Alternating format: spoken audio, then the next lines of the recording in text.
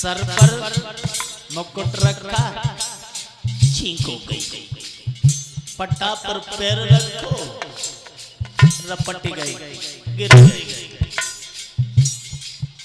ये दशा देखी आंगन में।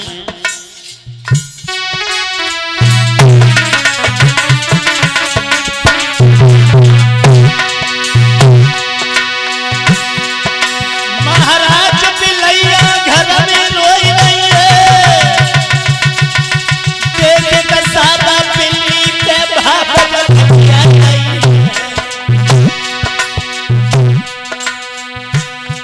नकटी मेरे दिवरा को प्यारो अधार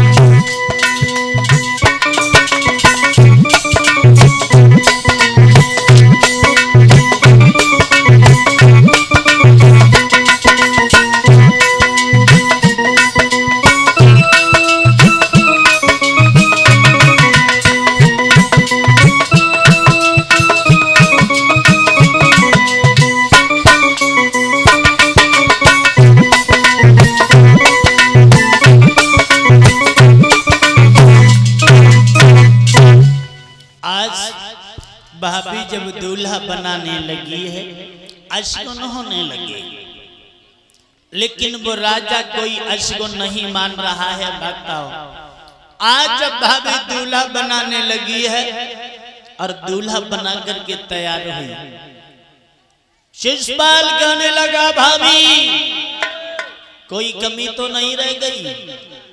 चेहरा की तरफ देखा महाराज तो आंखों में काजल नहीं लगा। शिषपाल कहने लगा, छोड़ दी कमी, जाओ काजल लेके आओ।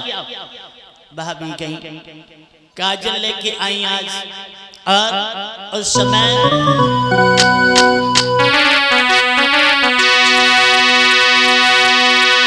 कि काजल लागी देना, धूप के न दिखाई दो पट्टा, दूल्हा एक नार लेके हुई गो दीवाना लगता। भाभी बोली, लाला मैंने इस पत्र में देखा है वहां कन्हैया आ सकते हैं और कन्हैया के सामने तुम्हारी कोई पेश नहीं जाएगी, और एक पत्नी एक बहू और दो दूल्हा उसके साथ शादी करने जा रहे हैं, तो वहां लड़ाई झगड़ा हो सकता है। बोली भाभी,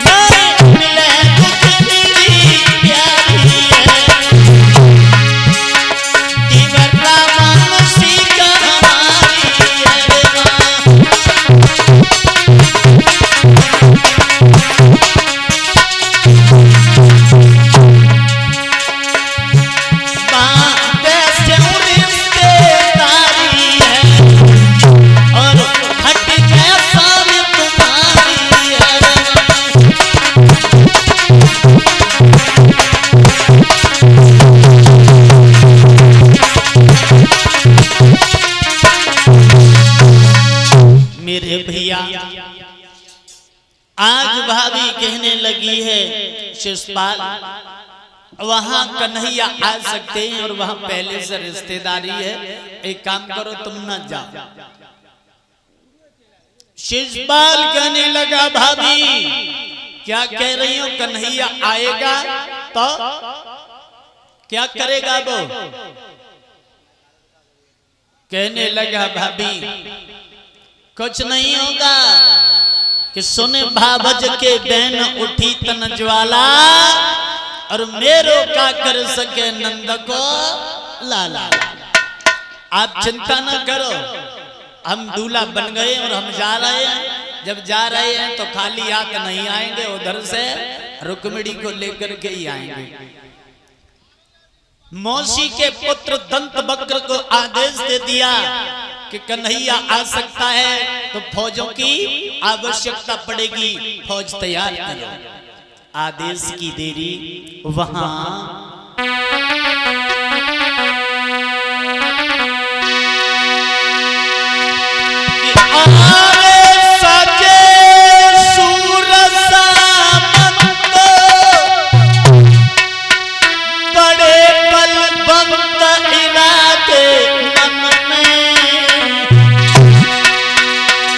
कंधा पे धनुष और बाण लेके के गाही आतन में।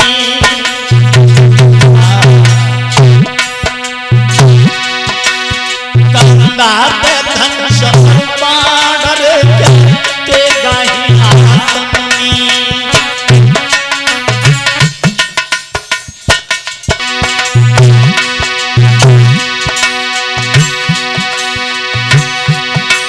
तैयार है वहां आगे हाथी चढ़ैया के हाथी बतिया घोड़ा न खेली असुरा।